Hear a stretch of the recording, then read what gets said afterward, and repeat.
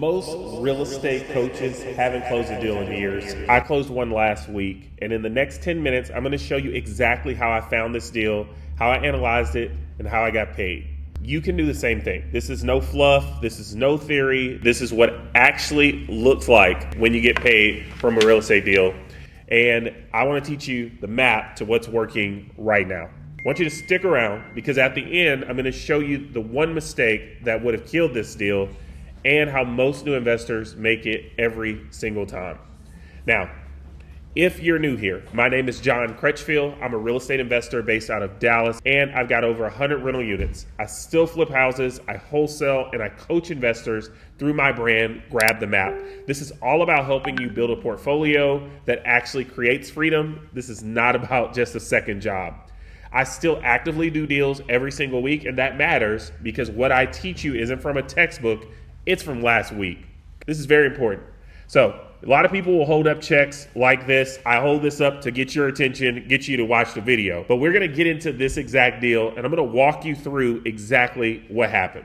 This deal came from social media. I post online, which I do every day, multiple times a day on Facebook, Instagram, TikTok, and LinkedIn. We have systems in place where we actually post how to do real estate deals, how to find real estate deals, how to find money for deals, how to operate rental properties.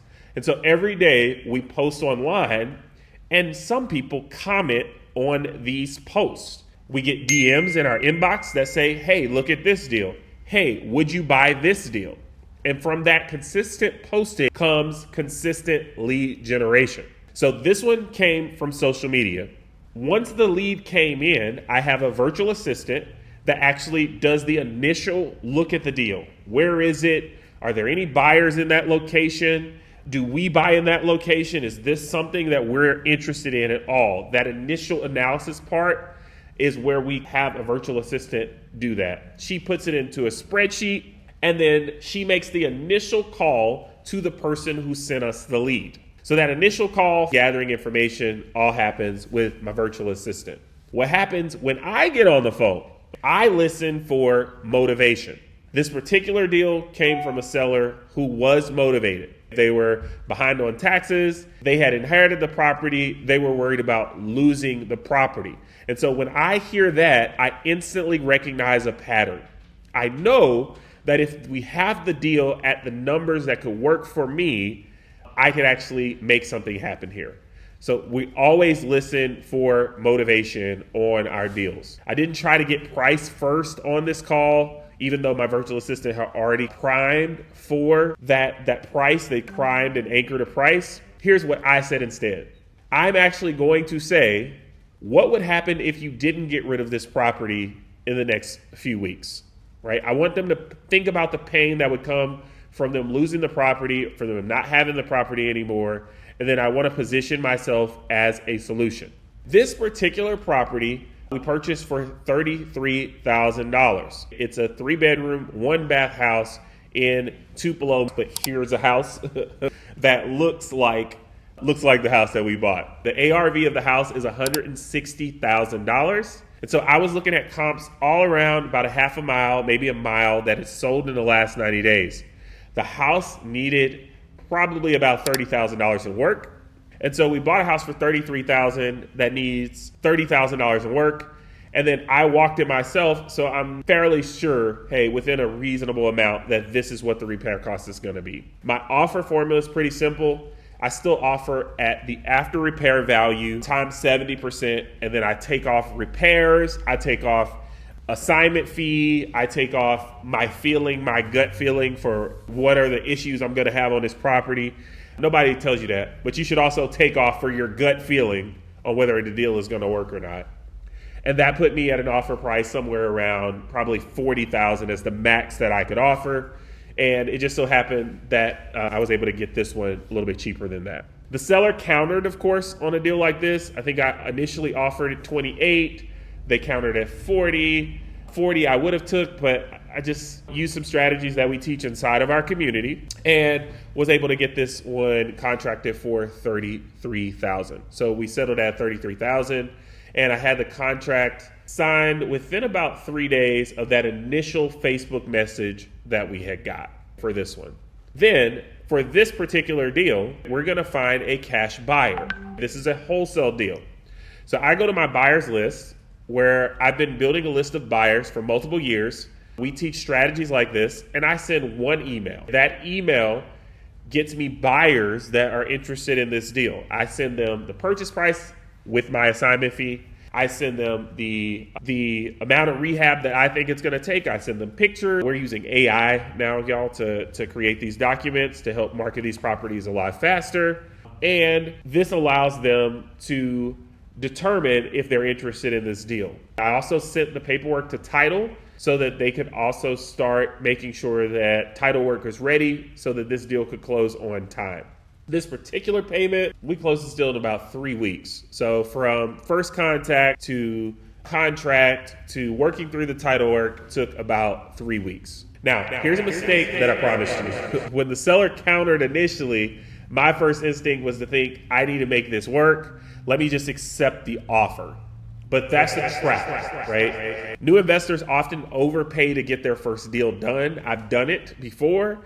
And that's why I say you also have to think about that gut feeling. So if you contract a property too high, you won't actually be able to move it to a buyer. You are not in the business of buying houses if you're a wholesaler. You're in the business of matching motivated sellers with cash buyers at the right spread.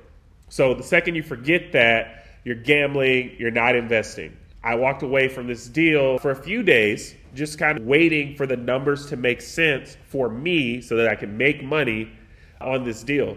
A lot of times with my deals, if we don't wholesale it, I end up buying it myself. And I want to make sure if I buy that deal myself that there's enough room in there for me to make money multiple ways, which again, we teach inside of our community.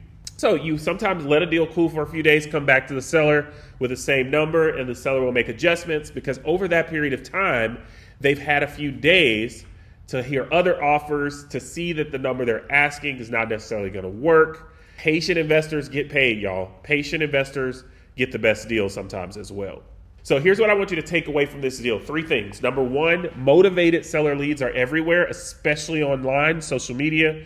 The system to find them is pretty simple, okay? The consistency to work the deals is what's rare, okay? Your edge is going to be that you're willing to actually have conversations with sellers. We teach you how to do that inside of our community, okay? Number 2, your offer formula is what protects you on these deals, that keeps you from losing money and wasting a whole bunch of time. Don't negotiate against yourself. I want you to know what your max allowable offer is. And if you don't know, I want you to go with your gut. Your gut should always be lower. And then hold the line. Right now in the market is a time to hold the line.